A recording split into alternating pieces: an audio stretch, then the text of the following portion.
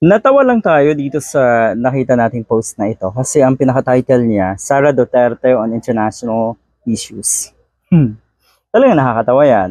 Dahil sa national issue nga, naku po, yung standard na si Sara Duterte, napakababa. Sa international issues pa kaya, meron kayong masasabi yan? Natural, wala. 'Di ba? Alright, tignan natin.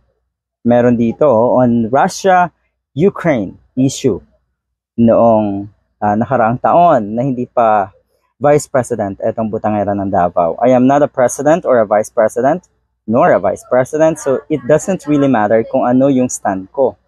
Sa ngayon, because I am not part of the national government, yun lang, kahit part ka ng national government, whatever you say will never matter talaga sa mga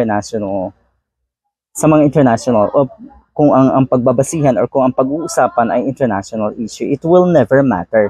Your words, your statement only matter to people na either uto-uto, yung mga taga Davao na trolls, at syempre yung mga kababayan natin na nagmamaang-maangan.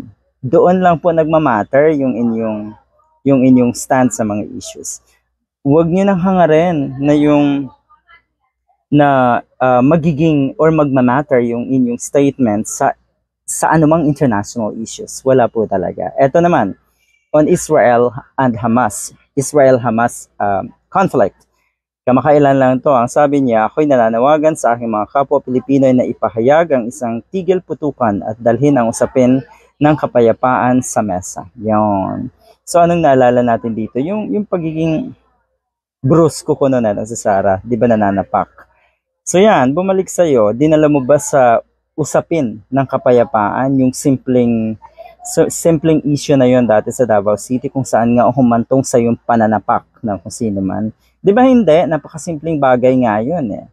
Pero ngayon, malakas ang loob niya or ang lakas ng loob niyo po na sabihin na ang mga gantong bagay.